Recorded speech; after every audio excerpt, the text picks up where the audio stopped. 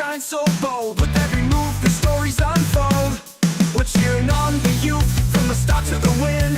Giving them the mic, let their voices begin. Interviews and highlights, we got it all. GN Sports Show, where the young stand tall. GN Sports, where the youth lead the way. Champions of tomorrow, making waves today. From ages 5 and up, we help them grow. It's their time to shine on the GN Sports Show. GN Sports Show. GN Sports Show. Good evening, viewers, and welcome to the first episode of Season 3 of the GN Sports Show. My name is Jonathan Thorogood, the Administrative Assistant at GN Sports Global. Along with me, I'm Terry Andrew, co-host here on the GN Sports Show. Of course, we have a packed show for you here in studio. We have the president of the Generation Next Football Club, Ricky Santos. He'll be chatting this up with us. Plus, of course, the girls are back. Yes, of course, we have our 5 girls back from Brookhouse College. We have Jordan Enriquez, Chloe Davis, DeKayla Bonteef, Lauren George, and Jadine Carter, who will be here speaking with myself and Terry to just give a little experience of how their trip was, their 10-day trip at Brookhouse. We'll also be speaking with our GNFC coach and FIFA referee, Ken Pennyfeather, to get his input and his experiences of the trip as well.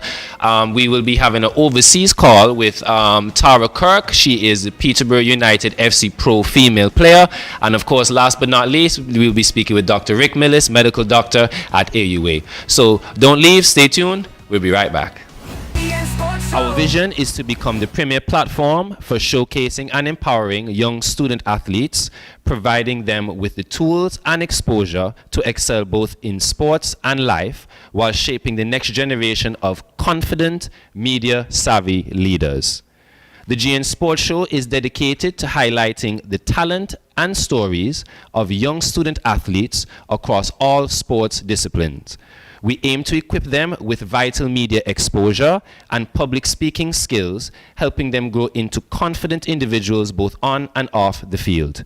Through engaging interviews, mentorship, and real-world media experiences, we strive to foster personal and professional development that supports their athletic journeys. Welcome back. You're watching GN Sports Show. Listen, the conversation continue right here. And here with us is president of Generation Next Football Club, Ricky Santos. Ricky, thank you so much for joining us. Thanks for having me. It's a pleasure to be here. Listen, it's all good news so far, Ricky. The girls are back from England, from Brookhouse College. You must be delighted. Oh, it's a real pleasure, to be honest. I get goosebumps even now sitting down here talking about it. It's the first time the girls have been away from on a trip to Brookhouse. And just to let you know how it all came about is that last year, because over the last few years we have afforded the boys to go to Brookhouse. And last year when they were leaving, one of the girls, Jordan Tomahawk Henriquez, approached me at the airport and asked me, he said, the boys are constantly going away. What about us girls? When are we going to have the opportunity? So my heart melted at the time. And when we came back, the executive met, Nia Roberts, Jonathan, and myself, and we decided, well, we have to make this work for the girls too. We can't leave them out. So I was charged with securing the positions over there. Nia spearheaded the whole proposition, and the girls went off this year, and such a wonderful experience for them up there, I would have imagined. And this year we pulled out all the stops, as you would hear from Ken Pennyfeather later on in the show. We've pulled out all the stops. I don't want to anticipate what Ken would say, so I'll leave it for him to expound on that. So, of course, we hear that there's supposed to be another tour in the works in the next month. Can you give us a little brief explanation about that? Okay, yes. Well, as I alluded to earlier, the boys have been going up every year for the last few years. And I have to take this time out to give a special mention to the Calvin Ayre Foundation. Had it not been for their generous support over the years, this would not be possible. So getting back to the boys, yes, the boys are going off in June. It should be around, because we spoke with them today. They should be going off around the 15th of June for another week to 10 days. But they'll be going to a different school. Right. Where would they They'll be going to Ackworth School. Ah. And Ackworth is in Yorkshire, which is close to Leeds. Leeds United and Fleetwood and so forth is in the same vicinity. So they'll be up there. As I said, Naya, once again, he spearheaded that. I just facilitated it. And we did it at an executive level. So I'm very proud. 5 boys. And actually, one girl is going up there with the 5 boys. Alyssa Lavinscount is going to be joining the boys because she was supposed to go with the girls in this trip. That's the goalkeeper. That's the goalkeeper. Okay, yes. But unfortunately, she had the CXC exams. So it would have interfered with that. And of course, we stress very hard on educational component of it. It's not just about football. It's about getting an education while you're pursuing your dreams and aspirations of playing at the highest level. So Alyssa will be going up with the boys. So we'll have a total contingent of six players going up, 5 boys and 1 girl, along also with a Generation Next coach.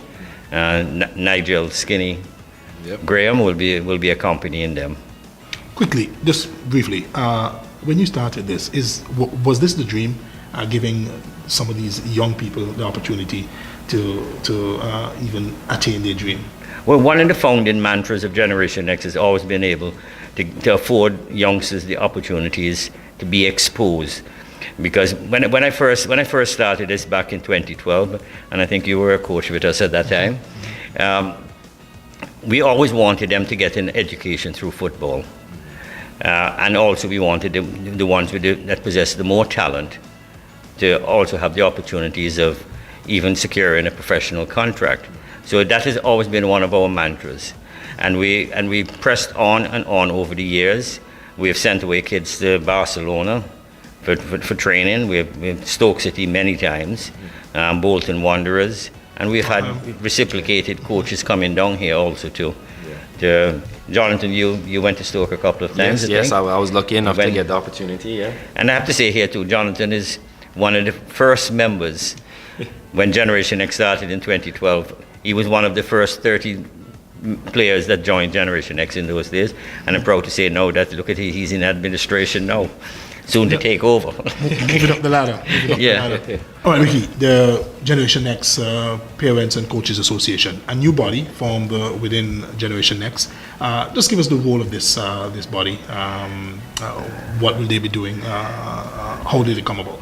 Okay, well, it came about in terms of raising funds, primarily for travel, for the kids to travel. Like we've been invited to Millfield School for the Under 15 tournament, where you'll have professional academy clubs playing in it, and we'd like to raise funds for that. That's one of the things. Of course, for the travel purposes, we can't keep relying on one organisation, California Foundation, to keep asking them to assist and fund it. So their primary role, but not limited to, is for travel. Very fortunately, we got a group together, and they have done very well in 2 short weeks, raising some significant funds. Yep. No, fundraisers. Yeah, fundraising, but for specific purposes. Okay. And it's a good group of individuals, and they're getting a lot of support over the last couple of weeks since they've been formed. Yeah. And I must say, we're getting it legally registered. It's going to be soon from now, I think next week, and it should be approved by the intellectual properties. Yep. And then after that, we'll have to go to the Inland Revenue, get it registered there, and then, of course, open bank accounts. All right, quickly, how important having the parents involved? It's extremely important, and it's good also to make them feel part of it, because we always like to consider Generation Next as a family, not really as a club, even though it is a club. We like to consider it as a family, so everybody working together for one sole purpose, which is the players, the kids, creating opportunities.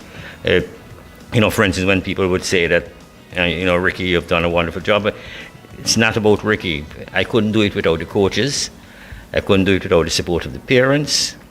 So everybody combined is what makes the club a success. Awesome. So can you tell us a little bit about the ongoing ACB Caribbean Youth League? I know that we've already completed our under 7, 9s and 11s and 13s. But can you give us a little bit about what is currently going on right now? Who is playing? What matches we have left? Yeah, well, we're just winding down towards the end now. I think we have 2 weeks left, this Saturday, the following Saturday. I must say that this year has been the most competitive. No one team is really dominating, even though Pickers has done extremely well this year. Generation X has slipped off slightly. But it's always good for the sport itself that these youngsters. As a matter of fact, Terry, we were just discussing off here. Empire is now in first place in the under 11s. Yeah. So even though I am supportive of my club, of course, Generation Next, I love to see that the competitiveness and all the teams are more balanced as the years have progressed.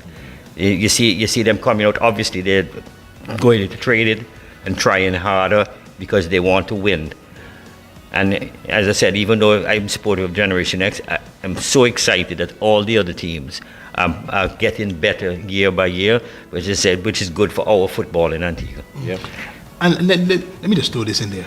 We've been there every Saturday, and you see, there are teams that have the 7s, the 9s, the 11s, coming all through, and Pickett's is one of them. Yes. That has throughout the age range. When you see, teams trying to emulate what Generation X is doing, I mean, how does that make you feel as the president of Generation X? Of course, it makes me feel proud, but I'm proud of the fact that that these teams are seeing the importance of developing the youngsters and getting their programs more structured, because they are being more structured. I don't want to be conceited here and think that they're following us. I just like to see it. Okay. Yeah. Well, Mr. Santos, thank you so much for taking the time out and being on the sports show with us this evening. You've given us a good amount of insight on the girls' trip that has just passed, the big boys' trip that's supposed to be coming up in the next couple of months, and obviously with the newly formed association and the ongoing ACB Caribbean Youth League. Again, Mr. Santos, thank you so much for being on the show. Yeah, and thanks for having me. So with that, we'd like to just take a quick commercial break. We'll be right back. Sports Show.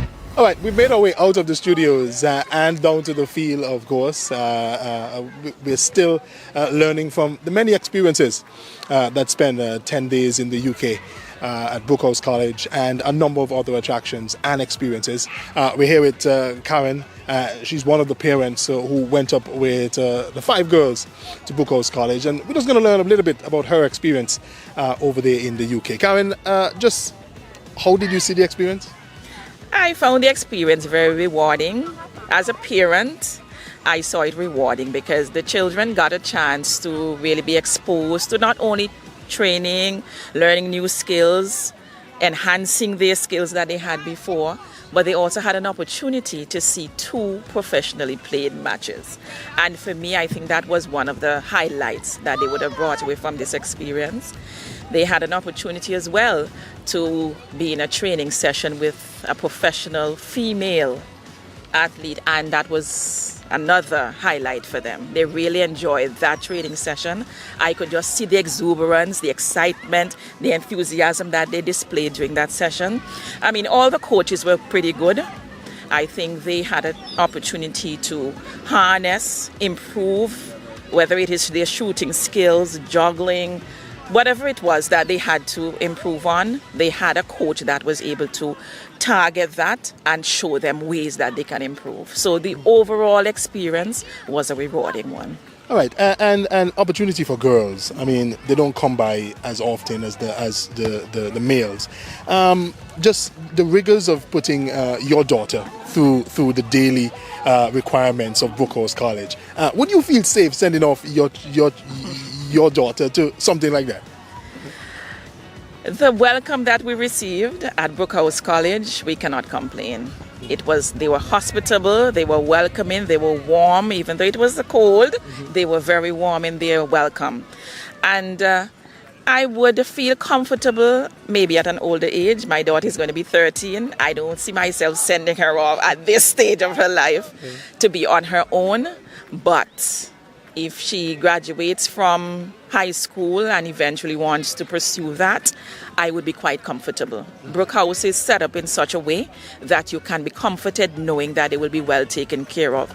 The security level that they have at the school is immaculate. You cannot get in and out without permission and without authorization. So I would be comforted knowing that she's well taken care of, she's safe, she's in a safe environment, a safe space, but just that not at this stage of her life. I think a little older, a little more mature, and I would be happy with that.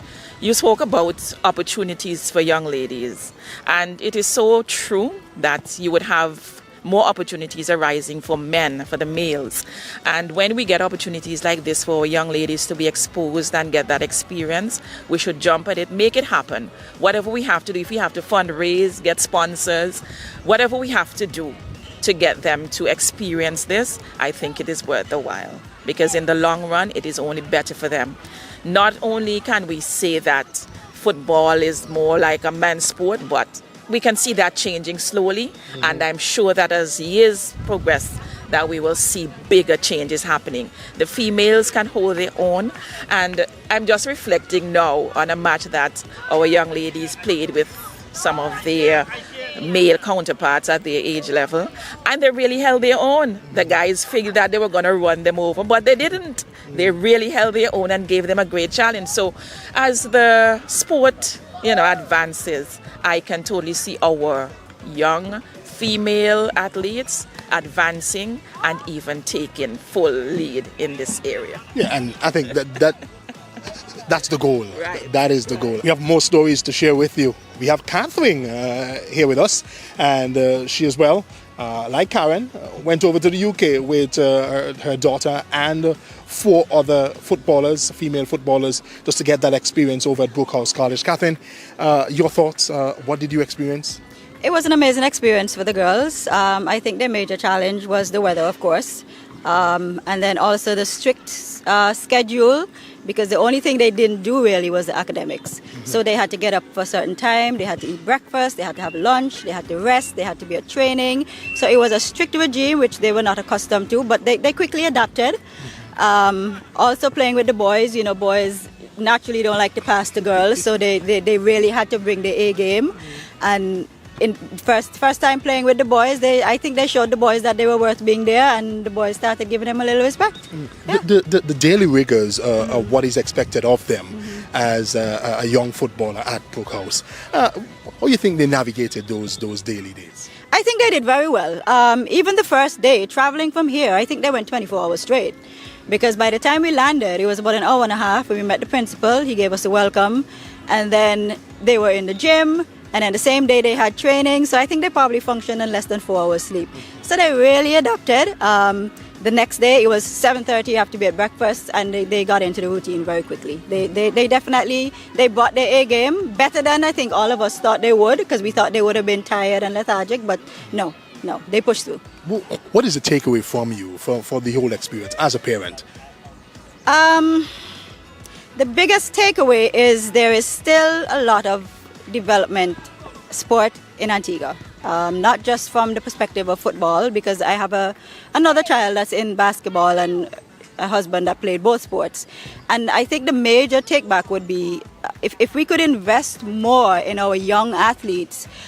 There's so many others that could do well in opportunities like these, but they're not placed in the right position at the right time. So I think maybe developing something more in the schools where these kids could be targeted and some assistance given to them, I think that would be a great asset. I think that would help us to identify future national players even, because sometimes we know it's not always the best player that gets to go away. Sometimes you have better players that are here, but they're just not identified. They're under the radar. So I think the biggest thing for me is how much our sporting programs in the school can be developed. I mean, you got to watch a few games. You got to see what's happening on. I even heard that you guys got the VVVIP treatment at some of those matches. Yes. Yeah, talk about that for a bit. We went to the Aston Villa Park. So that was impressive, very impressive. We saw AC Milan in the FA Under 18 Cup boys final. I think I was so taken back that I didn't even enjoy the game. I was just, looking at the stadium. Yes. But it was a great experience. We went to the under 16 boys final as well, and we went to some girls game.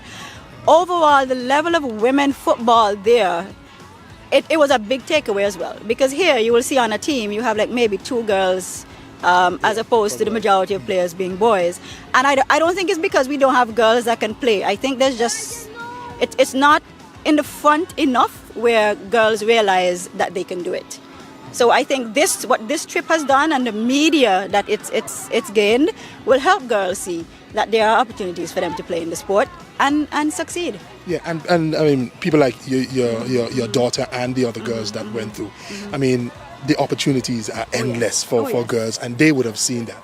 Oh yes, of course. I think they realized the only thing they didn't get up there was academic, and then they would now have to, if they were offered scholarships, they would now have to fit that in. So it's not just a play around, get up, and you have to follow the regime. You have to balance. You have to balance your work. You have to balance the game, and you have to cope. I think another thing that they've learned is coping, because it's not easy when you have to wake up and stick to a regime and perform. At the end of the day, you have to cope, and it's taught them as well for life. I think I've said this before, things coming at you from so many different directions, and you have to manage them. I think this is something that they have learned as well, is to manage their time and cope and get what they need to get done. All right, Kathleen, thank you so much for sharing with us, sharing your so much. experience. Thank All right, Dane Bontiff has joined me here on the field, and Dane is a parent of one of the girls who went off to the UK just to experience Brookhouse College and what it was like. Dane, just your thoughts, what you heard. No, first of all, before they left, were you a bit scared? No, I wasn't scared at all. It was actually a happy moment for me. Actually seeing my daughter being able to travel for an opportunity that I never had. So for me, it was an exciting moment. Yeah, opportunities that we never had, and our kids, and of course we want our kids to get it all. We want our kids to experience it all. What did you hear about it? What was your thoughts after maybe seeing her coming back, or even talking to her while she's there? Well, from all indication, she indicated to me that she had a good time. It wasn't just about going to England. It was about being able to go to an institution where she saw children who are gearing up to be professionals, their whole routine, being able to wake up in the mornings, be disciplined, wake up, meet breakfast on time, go to training, go to sessions, go to meetings, just that discipline element which is required from that early age, and that for me was very important. And she also expressed the fact that she was exposed to different skill sets and skill levels. I mean I know we have good coaches down here in Antigua, but when you're exposed to people on a international and very professional level, it gives you that extra oomph that you can actually do more. Yeah, so these are some of the things that really I was really happy to hear while she was out there during that tour. For my daughter especially, when she decided that she wanted to play football, at first I was a bit skeptical, because her brother played football since he was a little boy, and one day she decided, Daddy, I want to play football. And for me, her being able to go out there and she being able to experience football on that level, I think she has now, giving herself a tap on the back, saying, I really want this, and this is something that I can really build for my future. And even if she does not go professional, but I think the whole experience itself can allow her to encourage others that, hey, there are opportunities out there. And she spoke to me about a particular football player that she met, and was able to mentor her, and so the experience, the mentorship, just being exposed really on that level, I think it was great. And at least she's now able to spread that information. She's not able to help share that, hey, out there are opportunities, and they are endless. And football is not just for men. girls have an opportunity, a real opportunity, and that is something that they can actually hone in on. Yeah, and finally, as a parent, the most you can do is support her dreams and support what she wants to do and what she wants to accomplish in life. That is absolutely correct. Just a while ago, I was speaking to another parent, and we were sharing the same sentiment. When children have a passion for something, we have to push them, and we have to be able to push them in avenues. And as I mentioned earlier, give them things that we were not exposed to or had the opportunity to do while growing up. So the most we can do is just support them, be there for them, and push them. And at the end of the day, they will be grateful for us for doing so.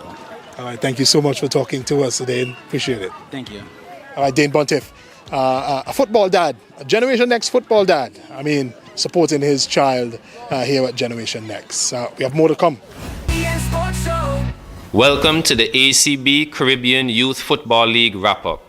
The league is also sponsored by Milo, AS Bridens and Sons, Citizenship by Investment Unit. These are the point standings for the most recent matches.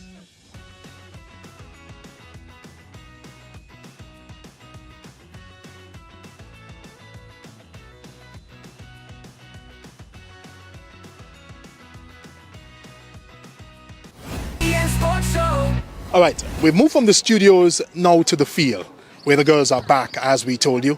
And speaking to us first is Jadine Carter. She was one of 5 girls that went over to the UK for a 10-day visit.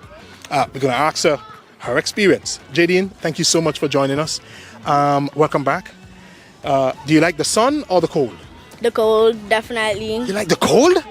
Yes, by far. All right, just tell me about your time over at Brookhouse College. It was amazing experience. I never expected to be in that position where I get that experience, so I'm really grateful for it. I loved everything. It's very similar, the training especially, to what we do down here, so I didn't feel like if I was too much out of it or like I didn't understand what the coaches were saying, because it was very, very similar. All right, give me specifics. Something that you learned that maybe you weren't abreast to here, but something that you learned that jumped out at you that you were like, oh, is this? Yeah, I never really knew how to juggle a ball. Okay. But when I went up there, one of the coaches, Corey, he really helped us with how, because most of us don't really know how to juggle the ball like that. So he really helped us with that, showing us how to throw up the ball to practice and stuff like that, and how we can practice on a daily basis. All right, you saw other young people like yourself wanting to be a professional, and you know what it takes you know what it's going to take to be a professional. Just tell me about the environment and the atmosphere that they create around these young people at Brookhouse. So all the coaches are really welcoming, and the staff at Brookhouse are very welcoming. You could have normal conversations with them. It's not a problem. Like, they really make you feel like if you're a part of them. Awesome. And it's easy to talk to them. It's easy for them to tell you, hey, what you're doing wrong or what you're doing good. And they're very encouraging. Like, even if for the slightest chance, if you couldn't do something and you got it, they will be so proud of you, and they will be making noise for you because they're encouraging. Yeah. Your parent, your mom there with you. How was that experience, having your parent there to support you, and just to let you know everything is going to be okay? Just continue to be yourself and push yourself. My parents are very supportive of me, so I love having my mom there. Like, I don't really like going places without my mom. So she was very encouraging. She helps all of us. If I'm speaking for everybody, I feel like us having our parents there was really good, because we had somebody we could talk to when we go, and like we weren't on our own. We could always communicate with our parents, and they were there recording us and cheering us on the sidelines. Nice. Okay, we heard you spoke with a professional footballer, and I think that's a big deal, because I'm sure you want to be a professional one day in your life, and you get to chit chat. What is a takeaway or an advice that maybe she gave you guys that's going to stick with you forever? Training with Tara was really good. Tara was she was very communicative with us. She taught to us like if we were on the same level. She treated us like, you know, how we are, and not all the time you get the kind of coaching like what she gave us, so I enjoyed it. Okay, finally, just before I let you go, I know I'm serious. This is the last one now. No, you want 10 more questions, don't you? No, but this is the last one. Before you went, you had an idea in your head of what you want to do with your future. After you experienced that and coming back home, what is that? Has that thought changed, or has that even amplified more for you to go to be something else that you want to be in your life? Well, nobody ever knows what they're actually going to become when they get older, but you know, when I went up there, it made me fall in love with football even more, because I never thought that football in the UK would be like how we experienced it, and it was really good, and it didn't really change my insights, because I still think that if I push hard enough, I will have a chance professionally, but if I don't, then I have football. I could maybe become a coach or anything else. Like, I don't have to be in the professional game, but it was really good. But you saw some professional, you saw some matches there as well. Talk about those. I heard you guys had VIP treatment at one of those matches. Yes, at Burton we had some very good VIP treatment. We took a tour of the stadium. It's so beautiful up there. I love the game. Everybody up there like comes together as a community. Like, they're all a big community, and they cheer on their players, their fans, and all their chants and stuff. Those are what I really love, their chants. That is the English experience. Thank you so much, Carter, for talking to me. I wish you nothing but the best in the future as you go on in being a professional footballer for Antigua and Barbuda, and of course making your parents proud. Thank you so much for talking to me. All right, we have more girls to talk to. We'll be right back. All right, another aspiring professional footballer, Dakayla Buntiff, joins us on the field. Dakayla, welcome back. Hi. Your experience, what is your takeaway from the UK trip? I would say I took back a lot of things. The experience was amazing.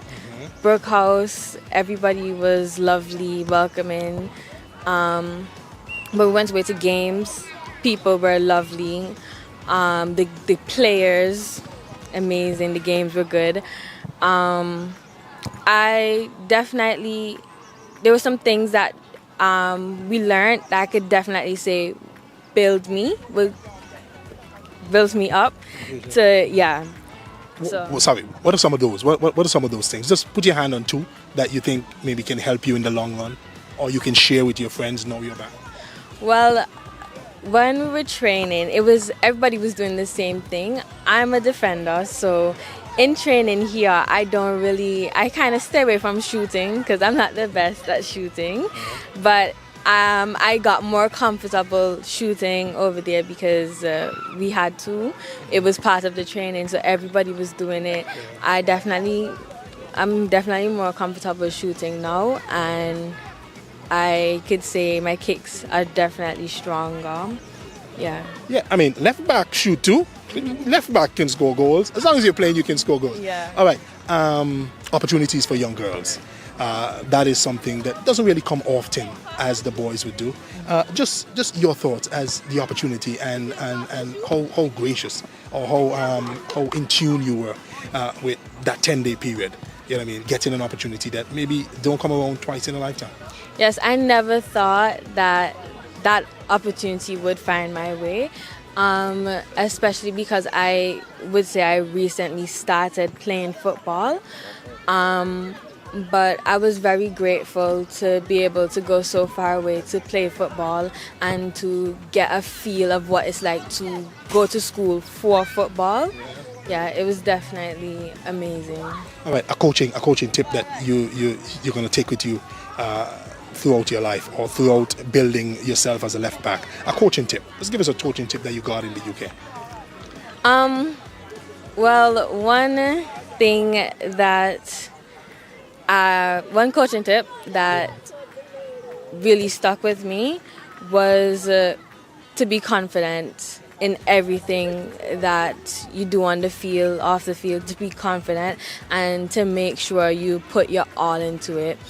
It was actually the training with Tara Kirk. She said to do it with confidence. You cannot go halfway and then pull out, because it will not work. You have to go full. Yeah, and you see that tip works for life as well, in your everyday life, your schoolwork, and so forth. All right. Another aspiring footballer, Jordan Enriquez, joins us on the field of play. Her nickname is Tomahawk, so we're gonna go with Jordan, and we're gonna go with Tomahawk at times. Well, just your thoughts of spending the last 10 days in the UK. Well, it was an amazing experience. The coaches were welcoming. The principal, Mr. Smith, he was welcoming too. From the matches to the gym to practice, it was an amazing experience. They taught me how to, they taught me different skills. They taught me how to kick powerful, like with my right foot especially, because that's my weak foot. So I loved it and I appreciate everything. It was a surreal experience and I would love to go back there again. Oh, I'm sure you will. For your position, a left midfield, give me a takeaway that maybe a coach gave you, for playing your position, or just as an entire footballer. Just give me a takeaway from a coach. Well, I must be more agile, and because I'm running a lot, I have to be more determined. I have to have a lot of conviction when I'm kicking the ball, and I have to have a lot of determination, as in, when you're tired, do not give up until the end of the game, because that's what really matters most. And that you can use that off the field as well, when you're in school or just regular life. So it's not only football, right? No, it's not. That's the beautiful game. That's how beautiful this is. Football is life. High five up top. Okay, no, and I mean, we heard you guys spend some time with a professional footballer. Oh, yes, we did. Let's talk about that experience first. Well, Tara Kirk, being a left footer as me, she taught me tips that can help me improve my left foot and make it stronger, including my right foot too. As I said before, she taught me how to kick more powerful with my left foot. She taught me new skills, and she taught me how to dribble even faster. So I appreciate her. She's an amazing coach, and she let us work on what we really wanted to work on. So Tara Kirk, you're amazing, and I hope I get to meet you again. You just sending shout outs on our thing. Okay, throughout the whole process, opportunities for girls that don't always come by as the boys would. Speak about that for you and your other teammates, the opportunities that you guys got that you're not even sure if you're going to get again, but it's a possibility that you can start here to reach somewhere. But speak about that, the opportunities for you and your teammates that you got at Brookhouse. Well, this experience, it really brought recognition to not only us, but to females in general, because a lot of people think that football is a men's game, but it's not. And females are actually showing that football is both a gender equality, it's a gender equality game. And from this experience, it not only taught me that girls can play football too, and girls can do anything like boys can do, probably even better, but it taught me that girls are powerful, and we can fight through any challenges that we go through. So this opportunity was really amazing, and I appreciate it a lot. All right. No worries. Let me jump back in. Listen, you saw other young people like yourself training to be a professional. They're not a professional yet, but they're training to be a professional. That's an environment that you think you can thrive in, correct? Yes, I see my future at Brookhouse a lot, because I want to become a professional footballer when I get older, and then retire and do other stuff that I like to do. But right now my main focus is on football, because I see my future in it, and my brother's future too. And he's the one that I actually look up to, who brought me into football. So I want to make a huge shout out to my brother too. Oh, Josh? Yes, Joshua Enriquez. He really brought me into football, and I actually love this sport. I never knew how the love of football is actually crazy and amazing. Yeah, and when you get the British experience, that is the real experience right there. Because I don't understand you sing for 90 minutes in a whole match, and you stand and you sing for the entire game. I don't understand that one. But you guys got an opportunity to see some of that. Just talk about it for a bit. It was so cool. Like they made the whole stadium say each part of the line, and there was one part where they sang "Don't worry about the things." That was so funny. It was so cool. That's at Burton, Albion. Yes, Burton. Okay. It was so fun, and that experience was just the best. And it was my first time actually going to a Manchester City and Aston Villa competition too. When we went to Aston Villa Stadium, yes. And Manchester City is actually my team that I root for, but unfortunately they lost 3-1. But that was the under-18 team though, so I hope they do better next time. Okay. All right. That was the Tomahawk. Can't get it any better than that. Can't get any better than that. You know who's our mom? Anyway, we'll have more. We'll have more of the experiences of the girls that went off to the UK. We'll be right back. All right. Chloe Davis has joined us on the field to talk more about her experience over in the UK. Chloe, welcome back, of course. Did you like the cold or the warm weather? I loved the cold. You did? Yes, I actually started getting used to it. So. Oh, yeah. man. So 10 days weren't enough for you, Chloe? No, it really wasn't. All right. Just your overall takeaway from visiting the UK? Visiting the UK was actually it was a very fun experience. I had a great time. I got very used to it very quickly. Definitely made friends. Yeah. The rigors of Brookhouse College, waking up, a schedule thing. Did that ever, had any kind of bearing on maybe the energy that you give every time you go to these sessions? Well, it was kind of hard to get up at some point because of the time difference. But I got used to it once in a while. Yeah. Okay. You got a chance to meet a professional player that I heard she was amazing. Just something that you took away from what she told you. Did you remember anything she told you? She definitely taught us new skills, and it made us very welcome. You went to see a few games. You got the VIP treatment in lounges and stuff. I've never even been in a lounge. You went to see a number of matches.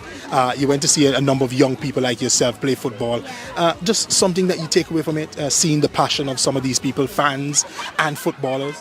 The fans were very supportive. They had their own songs and everything. Every goal they score, whenever someone gets subbed, they're very, very supportive actually. But you had your parent there, or one of your parents there to you. The parental support through all of this, not only in the UK, but as wanting to become a footballer, your parents support. Yes, they do. They've definitely helped me through all the struggles and skills that you can help with your friends, impart knowledge on your friends, something that you're going to take back to your friends. Tell them, hey, listen, I went to the UK now, but I just didn't go to the UK, but I learned something. I learned some things.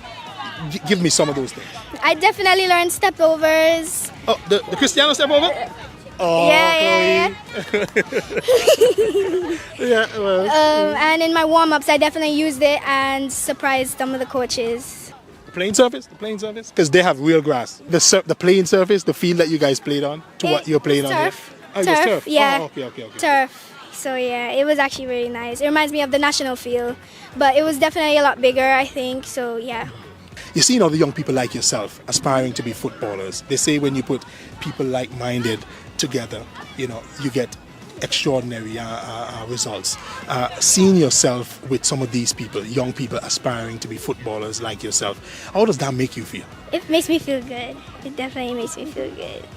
All right. Are you planning to go back to the UK anytime soon? Of course. You want to get back? Yes, I really do. The weather, I really love that weather. You could sweat, but you could get very hot, but you won't sweat. That's amazing. So the weather was a plus for you? It was definitely a plus for me. All right, Chloe. Well, Chloe, thank you so much. We're looking out for so much more from you. I'm sure you're going to impart the knowledge that you got overseas to anything you want to add that I didn't ask? UK, here I come. All right. That was Chloe Davis. You heard.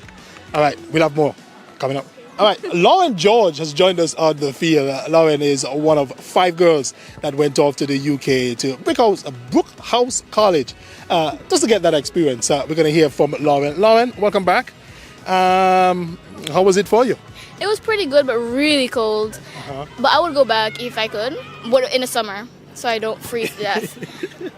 All right, we were just talking there about the experiences at Brookhouse College. Was it what you expected, or did it surpass your expectation? It was actually what I expected, a school that had football, but I didn't realize that every kid had to play football, and some who didn't want to play football had to play, but still played.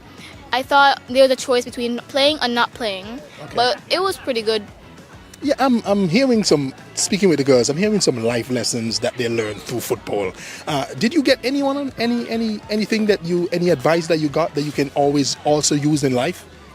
No, I cannot remember, but if I hear, I will tell you. Okay. Give me an advice a coach gave you, or a particular treatment a coach gave you while playing.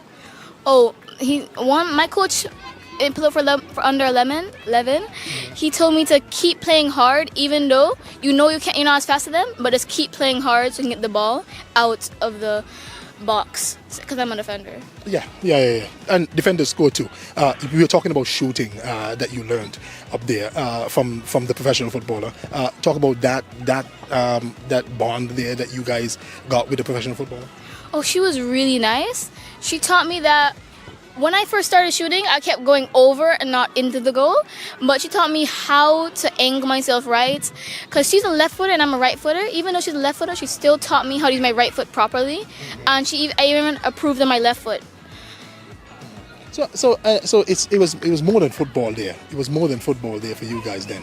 All right, you saw the environments and what it takes to be a professional footballer with young people like yourself. What was it about being a part of that environment at Brookhouse College?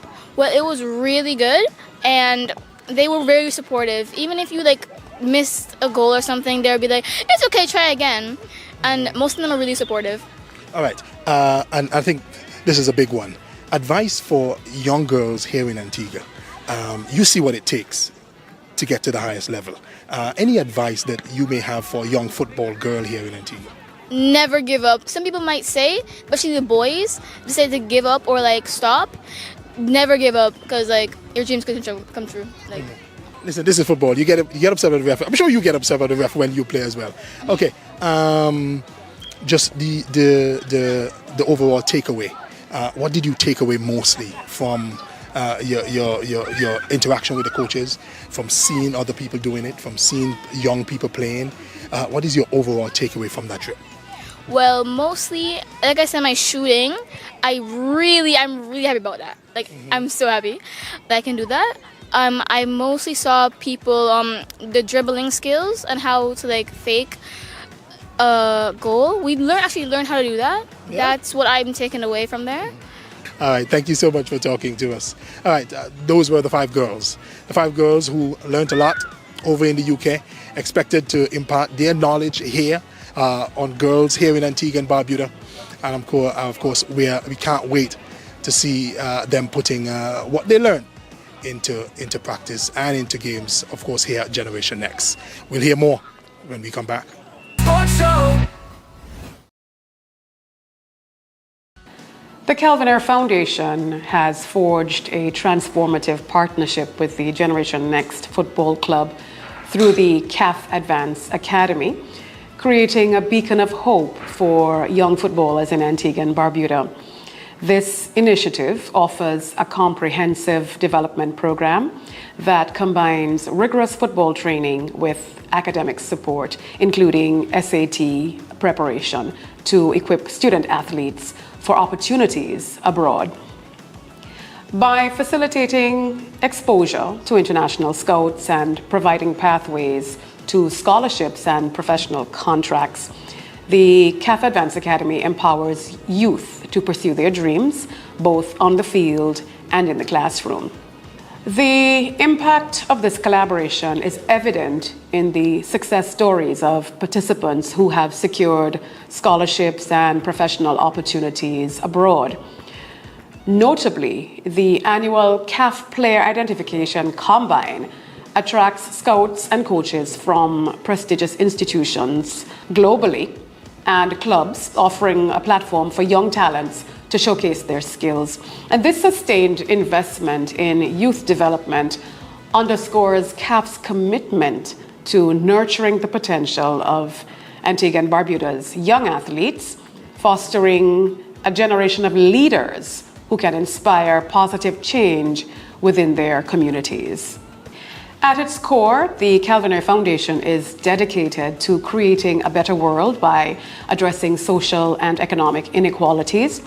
And with a focus on education, sports, social development, and emergency response, CAF works tirelessly to uplift underserved communities and provide opportunities for growth and empowerment. And by investing in initiatives like the CAF Advance Academy, the foundation exemplifies its mission to enrich lives and to build a brighter future for all.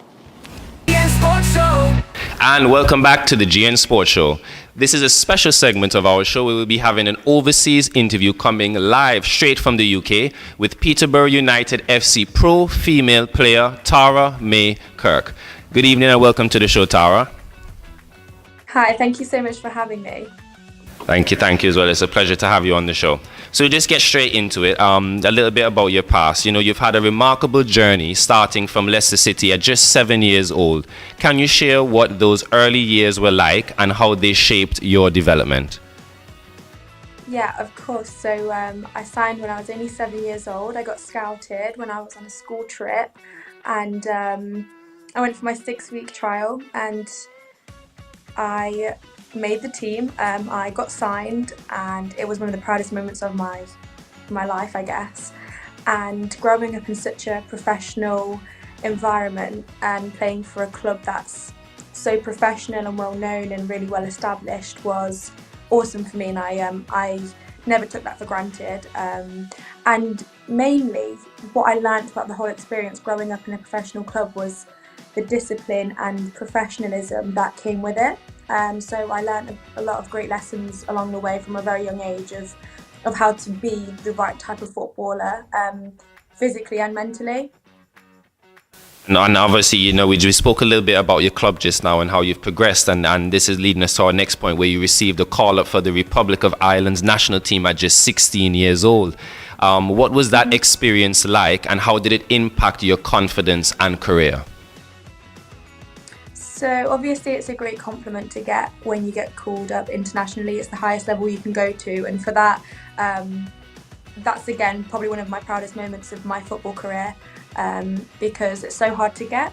Not everyone can do it, but I mean, I never thought that I would, probably at that age, at that time, think I was going to get the call up when I did. But I did, and I was super proud of myself. I think what I did realise was there's no shortcuts. You really have to knuckle down and put your mind to it, and really try hard. Like, you know, you're surrounded by excellence, so you, as I say, no shortcuts. You really have to try and put 100% in. I thought it was quite intense at the time, just being so young and in this kind of environment where everything is so disciplined and fast-paced. I did have to adapt a lot more than I thought I did when I was away on camp, but it taught me great things.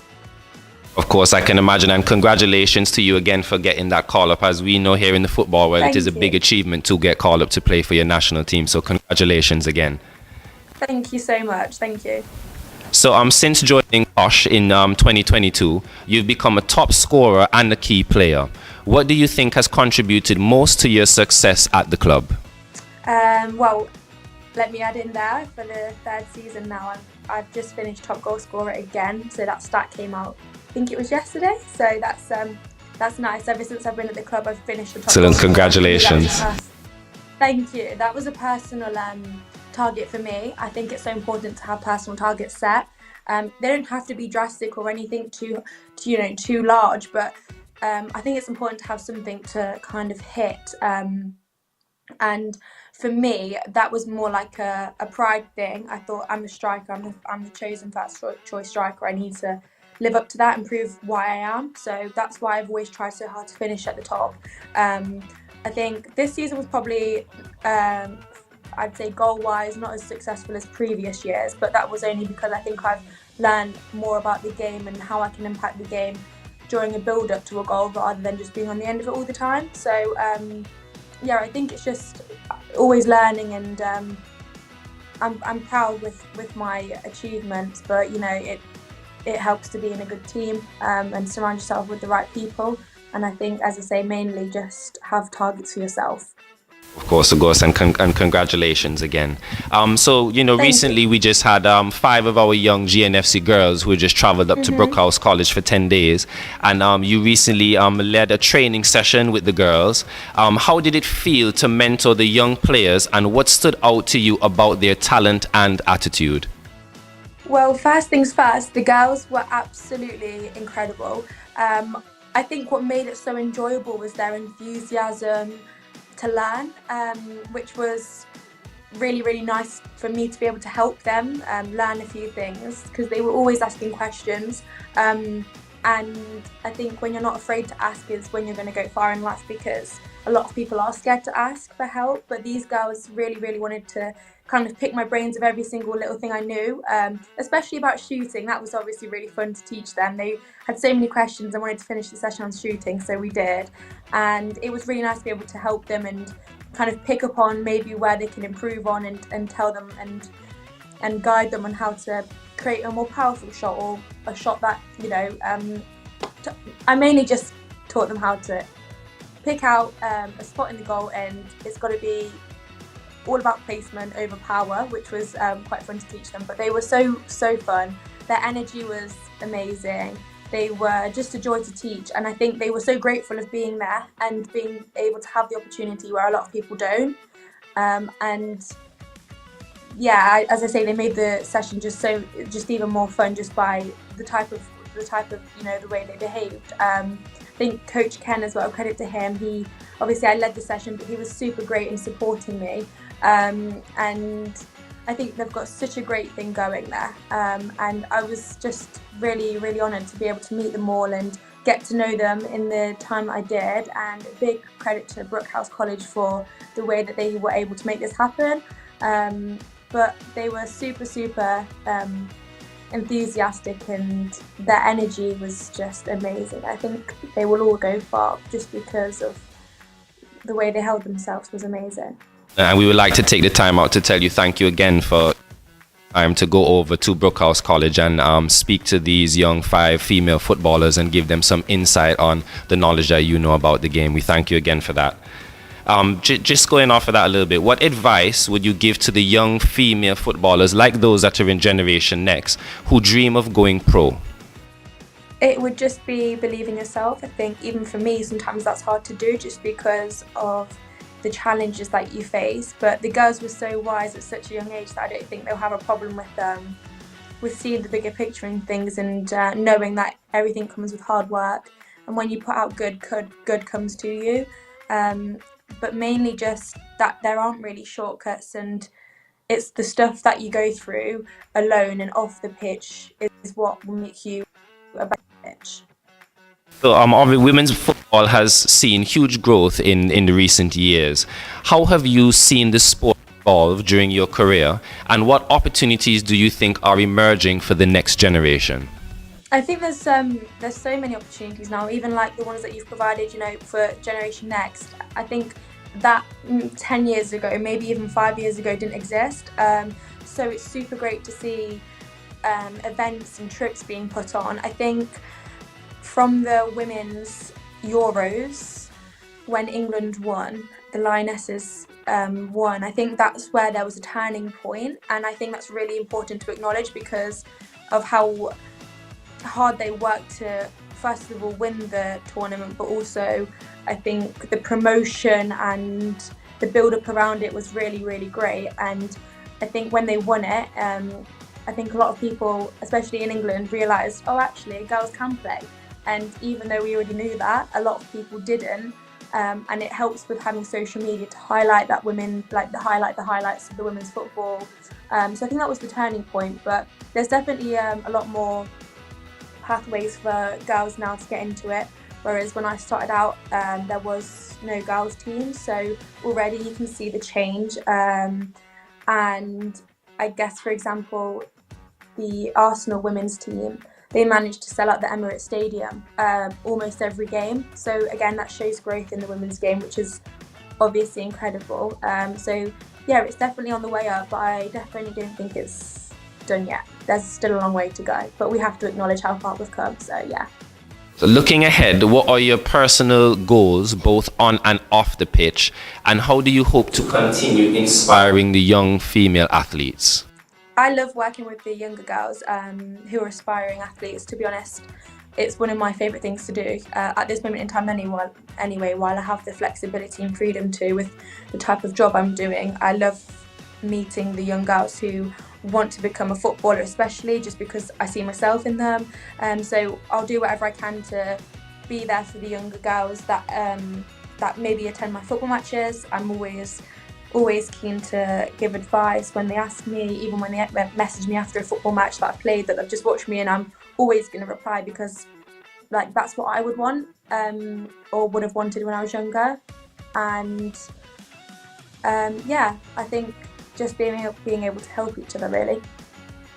And I guess on the pitch, I want to score as many goals as possible still. I really want to have the enjoyment and that feeling of scoring goals and also creating them as well. I think there's a lot more to my game that I've probably realised this season where I can probably move around position-wise, whereas last season I was very much the out-and-out striker. I think that this season, or the season that's just finished, I recognise myself as even like a number 10 or a striker still. So yeah, still learning.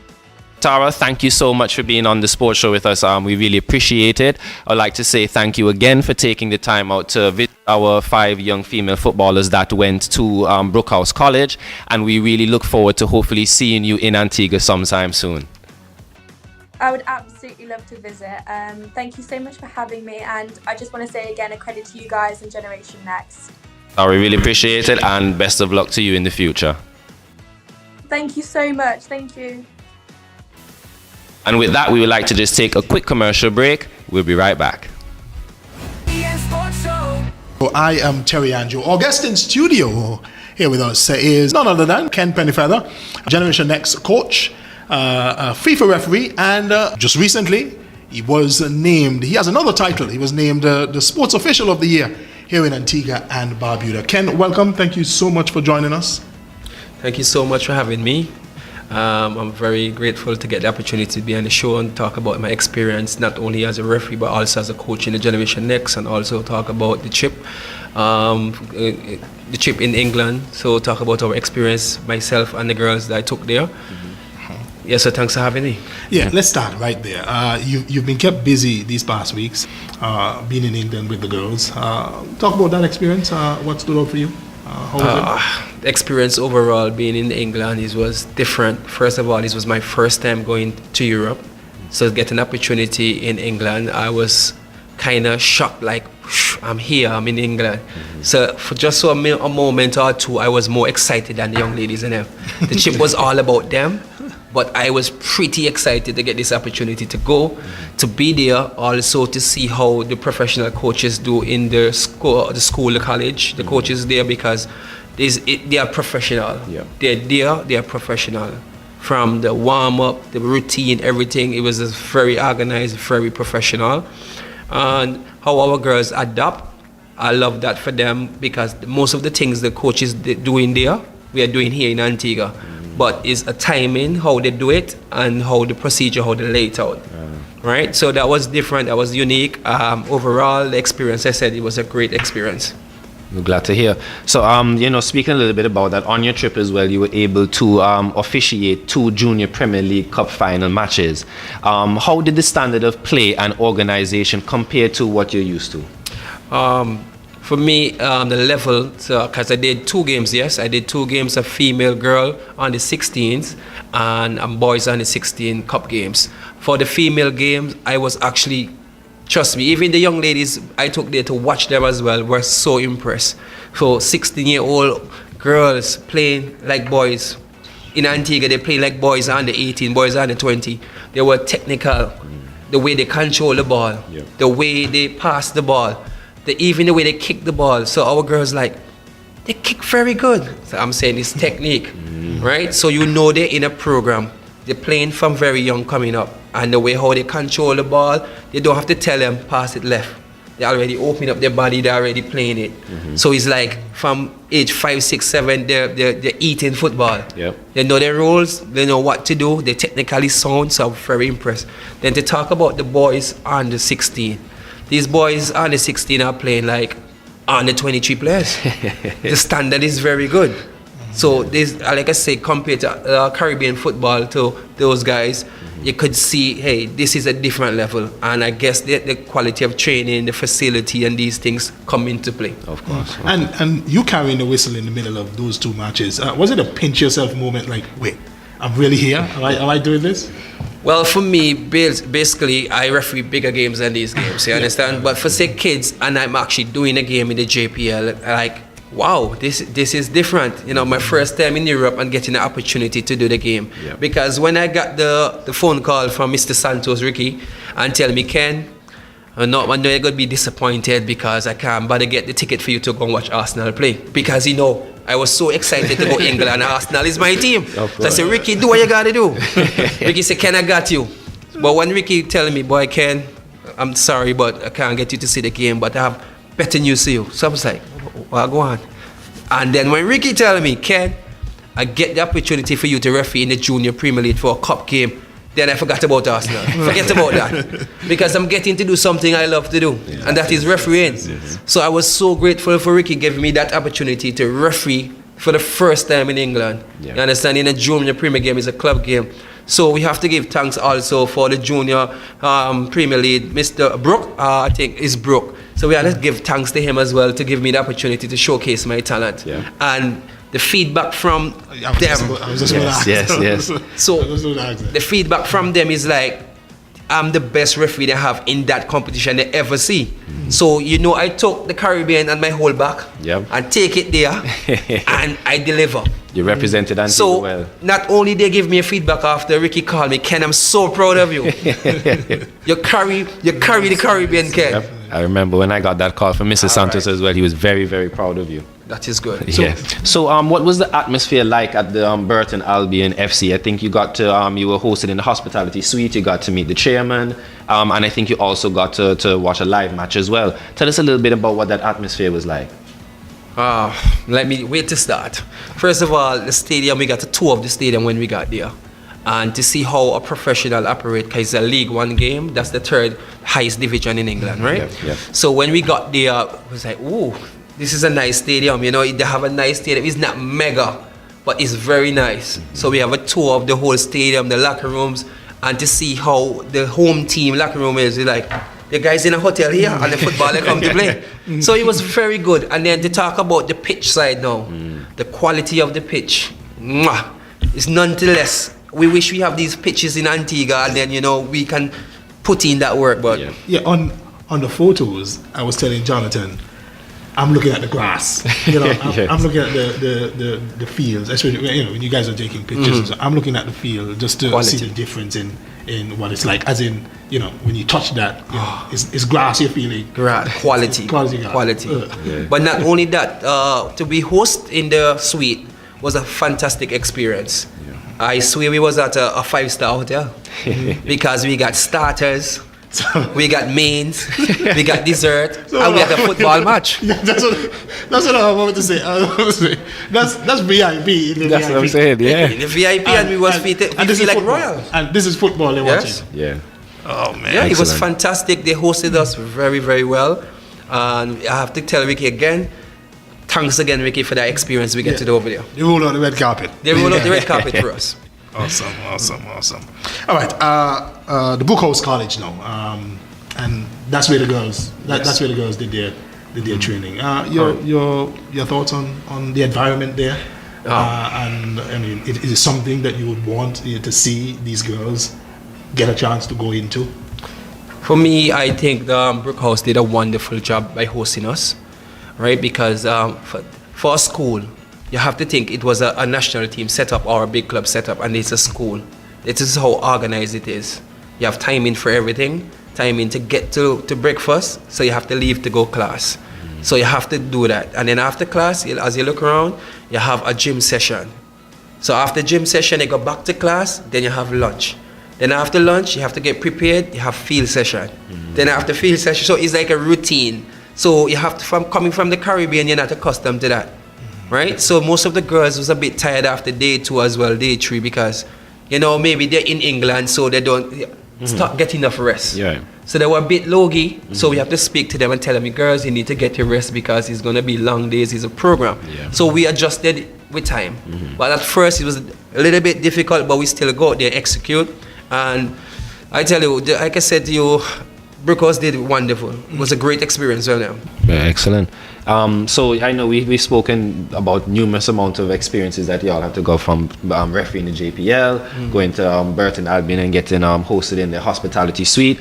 But now we would come to getting to go to Villa Park for the FA Cup Under-18 final against Aston Villa and Manchester City. That must have been an amazing highlight, Terry. I can't imagine what that must have been like. for Ken. So what stood out most to you during that experience of being able to be in Villa Park? Well, tell you the truth, Jonathan, all now thinking about it, I'm having goosebumps, to be honest. Because I never see myself being like, oh, I see this stadium on TV. So I'm feeling the atmosphere. After I learned how much people was in there, because it's so many people, it's like 25,000 people. Wow. I never been to a match with so many people, maybe the maximum 5,000 people. When I heard 25 and I look around, I'm like, oh, I'm having goosebumps. I'm like, oh, this is nice. And then to get in there was so big, I'm like, am I dreaming? And you know, it's kids playing, it's under 18 playing, but the atmosphere in the stadium was fantastic. I can imagine. The chanting, they're pushing on their team. You understand? When they know the team get the ball, them try to distract them. So the atmosphere was like a Premier League atmosphere, but it was an under 18 FA Cup game. So the atmosphere in the stadium was very, very good, and I'm always going to remember it. Yep. You know, the English people take their football very seriously. Very, very serious. Maybe if Ricky had got you into the Emirates, maybe we would see you. maybe we would see you again, because I mean, it's singing from minute one, or even when they're warming up, singing to the end. You know what I mean? And they're having a good season. So trust me. But that was the Bournemouth game, right? No, the Bournemouth game was special as well. The game finished 1-1. But the highlight about that game, not only the chanting, when the goal scored, they had a fireworks straight on the field. So the atmosphere was very, very good for that game as well. It was really good. Excellent. Yeah, but your biggest takeaway from this trip, it could have been with the girls, could have been your refereeing, could have been you visiting and seeing how people watch football in VIP. Yeah, just your takeaway from the entire trip. The takeaway from the entire trip for me, like I went there as a coach as well. So just the way how the coaches operate, how they put structured the training session, like the takeaway I bring from that, when I put on a session here, I'll try to mimic these things and get these girls engaged how I want them to play. And the girls who went away, is important they come back and bring that attitude back home so others can follow them, be a standard. And that was going to be something positive in the club. That girls, you see what they do overseas. When we come back here locally, let's raise it up. Don't go back down. Let's continue to go up and encourage others. Let's go up. I'm sure Generation X, with you coaching, Generation X will benefit. Because I'm sure you're not going to only deal with the girls, but you're passing that knowledge on to maybe the young, the 9s, the 11s, the 15s, whatever. Yeah. Yes, definitely. And like at Generation X club, we have not only a top staff, we have top coaches over there. The Nabus, the Sowers, the Yaya, the Skinny, the Duran. We have a lot of top coaches over there. And we come out there and do our best. And like we always encourage the kids and them, when you come to this session, you have to take it serious, because you never know who is going to watch you. You have to work for your spot. You have to be deserving. So in training, your touches got to be good. Your attitude got to be good. And also, it's academic. If you come to our training and you're not doing well in school, we're not going to send you away for a trip, because the college is a college. So academics got to be up there as well. Yeah, I mean, when you guys left, you know, and we went back to the station, you know, we just wanted to see where they were going, and I was just looking at the facilities at the place, and I was like, what's going on here? No, you know, just for my own research purposes, I was you know, where they're going, you know, the amount of fields that they got there, and I was just looking at the facilities, and I was even blown away. I was like, man, this environment here, it's amazing. Know, if more of our youngsters get exposed to, you know, to see what others are doing their age and where they should be at their age, I think it does wonders for us down the line. Yes, I agree. I agree with you, Terry. Definitely agree. Yep. So with that, Ken, we really appreciate you taking the time out for being here with us this evening. And we hope to see you again on the GN Sports Show very soon. Definitely. I just want to point out I'm so grateful to be here to share my experience overseas. And I also want to let the boss know, Mr. Santos, you can select me anytime to go back home. Anytime. Thanks again. You think Mr. Santos hear me? Of course, I think Mr. Santos will definitely take it into consideration. Okay, good. Thanks again, Ken. We appreciate it. Thank you. And with that, we would like to just take a quick commercial break. We'll be right back. All right. We would like to thank the sponsors of Generation Next, Fruta, Antigua Masonry Products, Kenneth A. Gomez Insurance Agency, Island Photo, and Francis Trading Agency. GN Sports Show. And welcome back to the GN Sports Show. We have a special segment for you guys this evening, Peak Performance Kids. I'm your host, Jonathan Thorogood. And I'm Terry Andrew. And we have a fascinating topic lined up. Muscles, the good, the bad, and the ugly. We're joined by none other than Dr. Rick, a renowned clinical physiologist with decades of experience working with young athletes. Dr. Rick, welcome to the show. Thank you. Good to be with you. Glad to see us back after Easter. All right, Dr. Rick, let's start here. The importance of the muscles in young athletes. Just start with that for us. Yeah, so let's talk a little bit about muscle. Let's make people aware how important our muscles are. You know, when we lose our muscle activity, we become dependent on others. So muscle is the tissue in our body that allows us to be totally independent of everybody else. And, you know, imagine people with muscle diseases. They have to move around in wheelchairs, for example. They have to have people do everything for them. So we want to keep our muscles healthy throughout life. Now, the youth sports is a good place to train your muscles for a life of independence, resilience, because muscles make us strong and make us resilient to traumas, make us resilient to many, many diseases, and they're adaptable. I'll give you an example of what we mean by adaptable. Have you heard that people can do superhuman feats with their muscles? For example, sometimes you've heard of a kid being trapped under a car and some passerby goes to that car and lifts the car up because he's synchronized all of his muscles. He creates a superhuman feat to save the child from being crushed by a car, for example. We've heard of stories like that, haven't we? So what allows that muscle to create such a superhuman feat?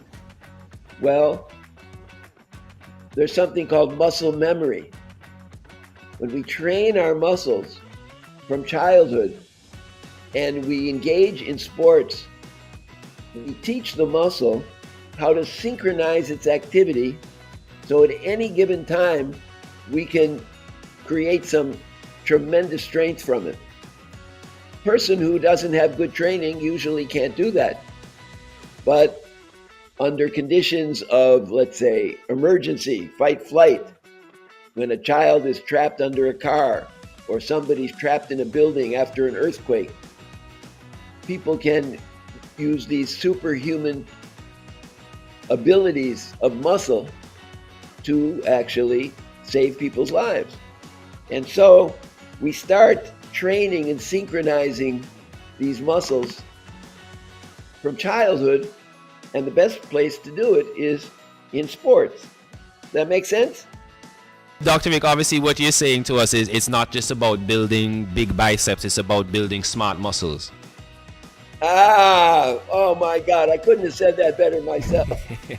Jonathan, you're a genius. Thank you.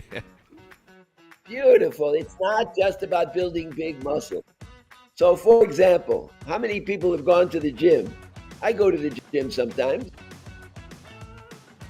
People, and I even see this with my medical students, and they spend hours and hours, they're young, in the gym, lifting weights. So what they're doing is they're building these huge biceps, just like you just mentioned, building huge biceps. And they spend hours and hours doing this because they want to look good. Well, it does make them look good. It does make them look and are more fit than if they wouldn't be exercising these muscles. But that's all they do is lift the weights and build those big muscles.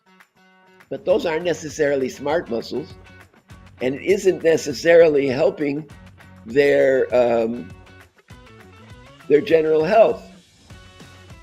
It is improving their muscle strength, and that's going to help their general health, but they can do so much more for themselves if they engage in cardiovascular treadmill running at the same time. If they do some agility exercises rather than just lift weights and build those big muscles. Do something where they have to synchronize their muscles, where they have to create muscle memory. That muscle memory is the muscle interacting with the brain. The brain is telling those muscles what to do. When you're just lifting weights, you're not using much of your brain power to learn how to synchronize those muscles. But that's what we want for our kids. Because if our kids at a very young age, then they'll have that muscle memory for a lifetime. For a lifetime. How many people have heard, once you learn how to ride a bike, you can then go years and years, 20, 30, 40 years without riding a bike, and then you get on a bike and you can always ride it. Yep. Comes naturally to you. As you say, it's just all Comes in the muscle naturally. memory. That's right. I never learned how to play soccer. I know you guys call it football. I'm sorry, but I still call it soccer. But I never really learned how to play soccer as a child. Well, when my children started playing soccer, because when I was growing up in the United States, nobody played. You couldn't find anybody to even, get a game together. But when my children were growing up, soccer became very big. And then, of course, U.S. teams, especially the women's teams, started, winning in the Olympics and World Cup and all that kind of stuff. And it became a big money maker, actually, in the United States. Well, my kids wanted to play soccer, and so I wanted to go out and teach them. Every time I went out to teach them, I would hyperextend my knee. Why? Because I didn't have muscle memory. I tried to overkick the ball. Then I said, oh, don't do that. Don't do that. I was talking to my brain. Don't do that. My brain wasn't listening to me because the muscles didn't have that memory. There wasn't that synchronization between my brain and my muscles to keep me from doing that. So I kept hyperextending my knee, and then I just gave up on trying to teach my kids soccer or play with them. So I took them to the basketball court, and I let somebody else teach them soccer. But that's what we mean by muscle memory. It has to be trained when you're very young. Okay? Of course. All of that is the good. There's another good to the muscle. And the good part of the muscle is it's controlled by a hormone known as growth hormone. You heard of growth hormone? Yeah, we have, yeah.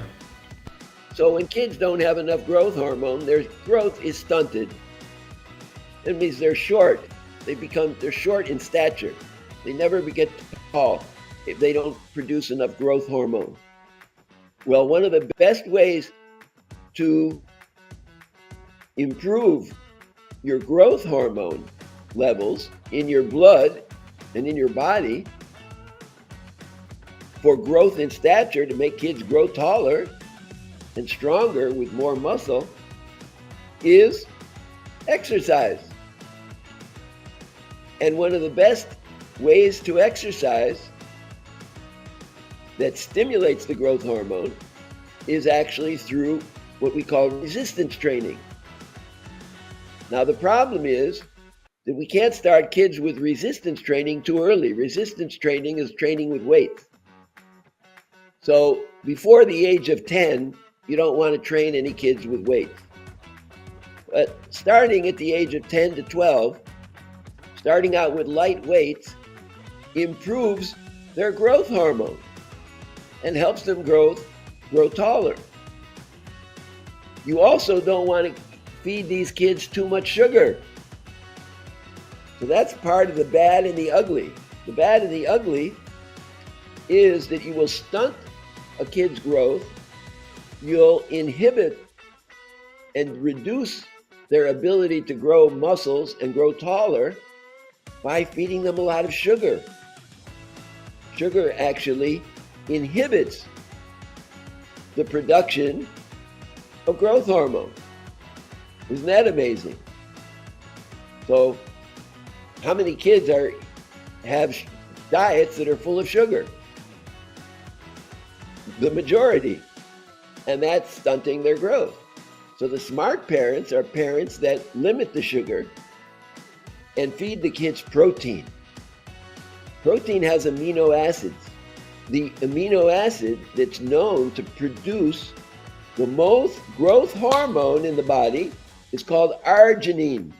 Arginine.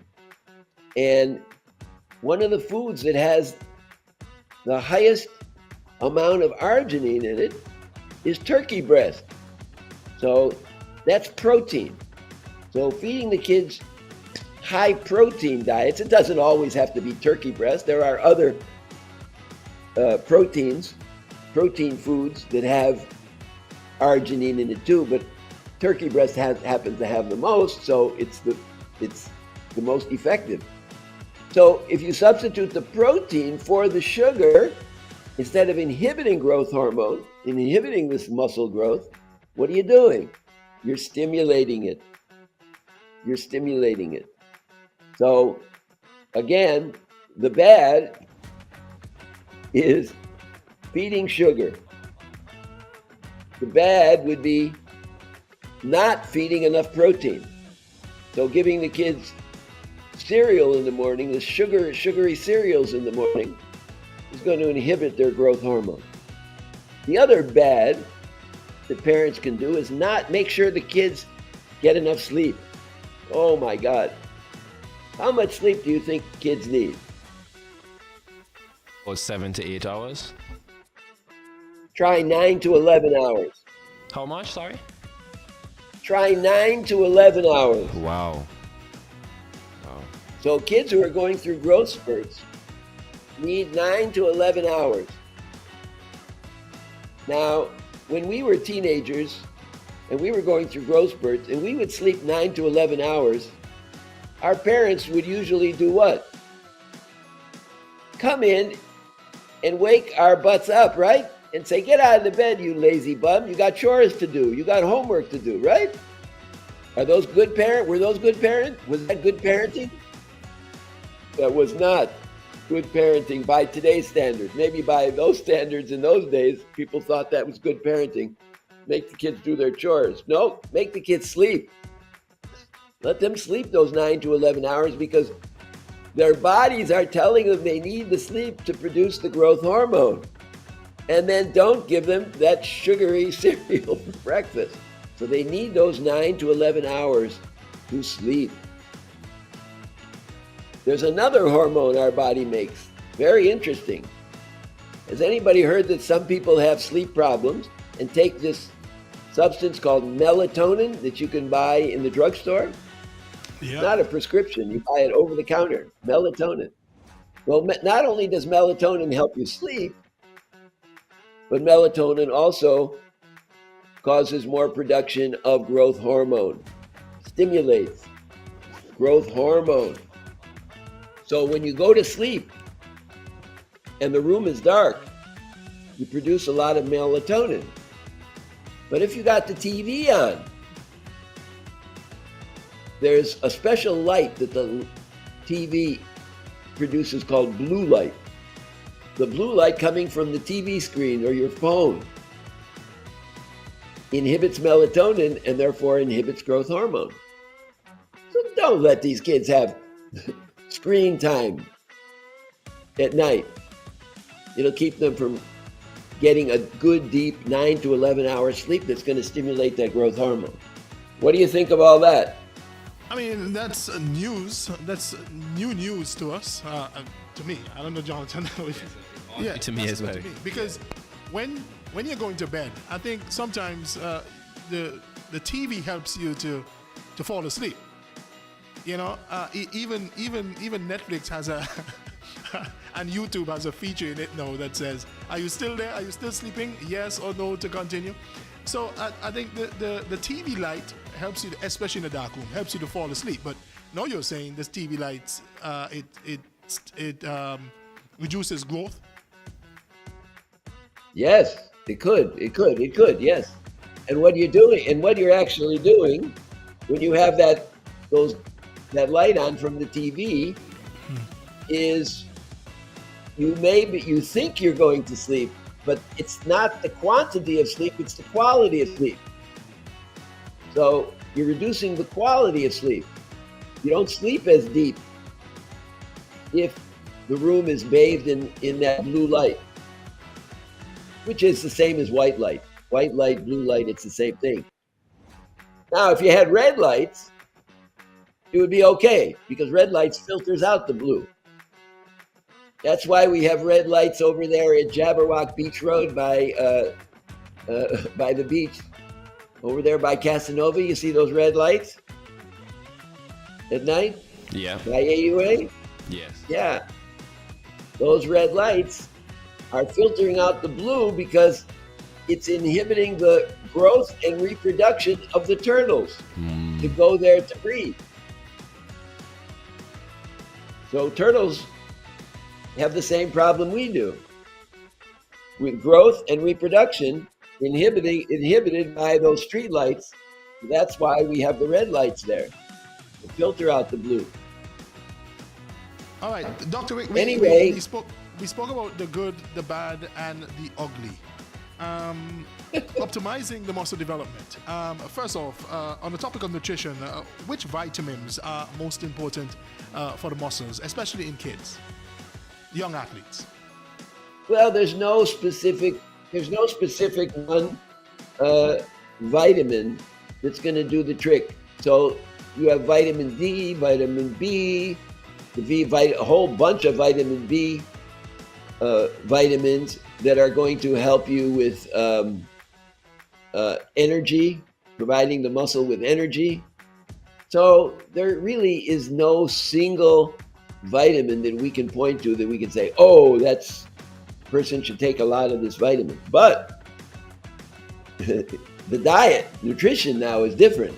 Forget about the vitamin, but what you eat. You know, you heard the saying, what you are is what you eat. So eating more protein and less sugar is going to make you stronger by the mechanisms we already talked about with the growth hormone. So eating protein instead of sugar, substituting the protein for the sugar is the best thing the parents can do. So eggs in the morning rather than sugar cereals would be great because it's full of protein. Well, Dr. Rick, I know we have a lot more to talk about. Unfortunately, we have to cut it short for today. And I'm sure we can finish up the other half of the segment about muscle development next week, Friday. We can. Sure. Excellent. So again, Dr. Rick, thank you so much for taking the time out for being here with us. We know you're not here in Antigua and you're overseas. So we just want to thank you again for being on the show with us. All right. My pleasure. I look forward to it. And everybody stay healthy. And by the way, what I said for the kids goes double for the parents and for the adults. Yep. Get rid of the sugar. So one of the things that happens with growth hormone is as you get older, you lose your growth hormone.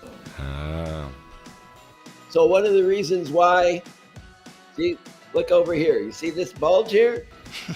That bulge is just a little bulge because I'm 80 years old. And I don't have much growth hormone.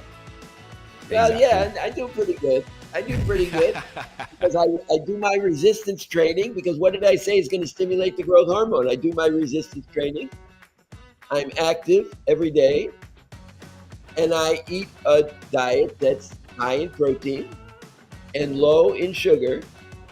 And that stimulate, that keeps me having enough growth hormone probably to maintain that bulge a little bit. Well, again, Dr. Rick, thank you so much. We really appreciate it. Thank you. And we hope to see you in Antigua soon. Okay, peace out. Peace. And with that, we've come to the end of the first episode of Season 3 of the GN Sports Show. We would just like to thank all of you again for spending the time here with us this evening. I would also like to give a special thank you to my co-host, Terry Andrew. Oh, certainly. I love being here. And it's, as you said, it's Season 3. You're going to see my face more here on the GN Sports Show. Of course, anytime we're talking sports, I'm all for it, especially with young people, developing young people, hearing the stories. I love to be a part of it, but awesome. Yep. And with that, we hope to see you guys next week. Take care.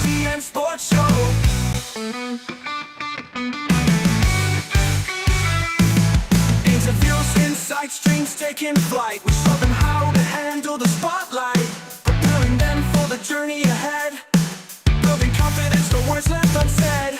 From the grassroots to the national scene, young athletes chasing every dream. In every game there's a story to tell. GN Sports Show, we know them well.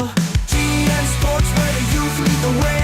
Champions of tomorrow making waves today. From ages 5 and up we help them grow. It's their time to shine on the GN Sports Show.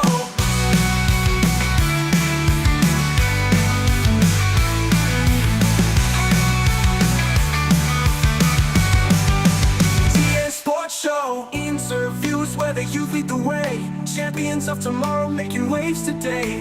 From ages 5 and up we help them grow. It's their time to shine on the GN Sports Show. GN Sports, where the youth lead the way. Champions of tomorrow making waves today. From ages 5 and up we help them grow. It's their time to shine on the GN Sports Show.